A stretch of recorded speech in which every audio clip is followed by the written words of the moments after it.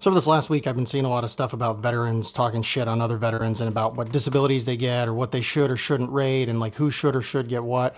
And then this Washington Post article came out. All my devils, all my docs, all my frogmen, my flyboys, the wardroom, the goat locker, my pogues, my ground pounders, my pipe hitters, whoever the fuck you are, whatever the fuck you've done. I don't know what we're calling Space Force.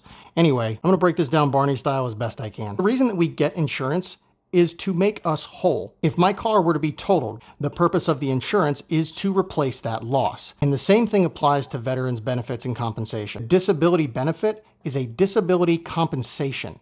It is compensating folks for the damages that they took to their body and their mind. I grant that what I'm about to tell you is anecdotal evidence, but I need you to understand that in the 22 years that I served as a United States Navy fucking corpsman with both green side, blue side, overseas, IA, everywhere, I've seen my sailors and Marines lose fingers, thumbs, they've been maimed, helorexed, 2 different lines, snap back out a Halon bottle, fall about 30 feet, ended up fracturing vertebrae, it broke his collarbone, it nicked his fucking jugular. And you might be thinking to yourself like, yeah man, no shit, those are the things we're talking about that need to be compensated. But would you be surprised to find out that everything that I just named was non-combat? For all you dudes out here saying that folks who are in non-combat roles don't deserve to get veterans benefits, you really just have no concept of what the fuck you're talking about. There are things about you that were not the same after your service. And it doesn't matter how long your service was. And I want you to think about that for a second, because that applies to everybody who has ever put on that uniform. They have signed up for that. It is a blank check up to and including their fucking lives. And so for you to sit here and try and gatekeep who does and doesn't get benefits, that's not your fucking job, number one. Number two, there are standards within the VA that set out, hey, this, and this. If you don't meet those standards, you don't get a disability compensation.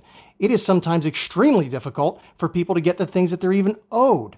One of my sailors, stateside, were moving giant heavy-ass deep cycle marine batteries, loses his fucking thumb because a battery fell on top of another battery and his thumb happened to be between them. That dude can't pick up a fucking can of soda with that hand now, and you're saying like he shouldn't be compensated? You joined with whatever condition your body was in. That was the whole point of the medical entry process, right? Anything that happens from that point in your service are things that you need to fucking put a little check in the box or make a note of or whatever. You may not be compensated for those things. I can't tell you whether you will or not. The VA does that, but you are not qualified to make that determination for someone else. Somebody else receiving disability compensation for their service and for the things that happen to them in their service does not affect your compensation whatsoever.